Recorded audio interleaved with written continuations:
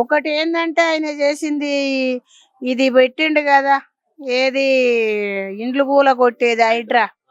హైడ్రా పెట్టిండు, చాలా మందికి వ్యతిరేకంగానే ఉన్నది. పేదల ఇండ్లు కూల కొట్టిండు.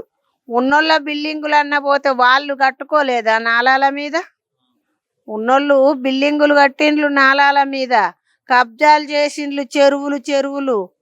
మరి వాళ్ళ దగ్గరికి పోయి కూలగొట్టాలి. గరీబోళ్ళు 50 గజాలు 20 గజాలల్లో కట్టుకున్న గరీబోళ్ళను కూలగొట్టిండు.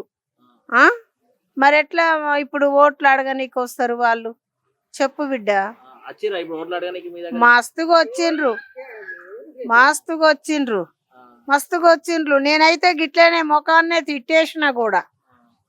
ఏ ముఖం పెట్టుకొని వచ్చి అడుగుతున్నారు? ఇప్పుడు కేసీఆర్ గెలిచిండంటే డబుల్ బెడ్రూమ్ కట్టించిండు. వచ్చిన వాళ్ళకి వచ్చినాయి, మంచిగా బతుకుతున్నారు, బియ్యం ఇస్తున్నారు. ఇప్పుడు ఈయన ఏమంటే సన్న బియ్యం అంటున్నారు. మరి అవి మోడీ ఇచ్చేటి అంటున్నారు. మరి రేవంత్ రెడ్డి ఇస్తున్నాడా? మాకు కొన్ని రోజుల నుంచి కేసీఆర్ ఉన్నప్పటి నుంచే బంద్ చేసిండ్రు. మాకు అప్పుడు మోడీ గారు ఇచ్చిండ్రు బియ్యం. అవే బియ్యం నడుస్తున్నాయి. ఇప్పుడు సన్న బియ్యం అన్నారు. వస్తున్నాయి, ఇక అదే సన్న బియ్యం వస్తున్నాయి. మేము అయితే అదొక్కటి మేము తింటున్నాం. తిని అబద్ధం ఆడకూడదు.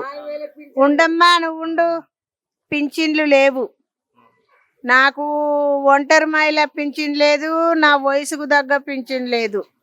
అగో 2 ఆడపిల్లలు, 1 మగ పిల్లగాడు. నా బిడ్డ అల్లుడి యాక్సిడెంట్లో చచ్చిపోయిండ్లు. నాకు ఉండటానికి ఇల్లు లేదు.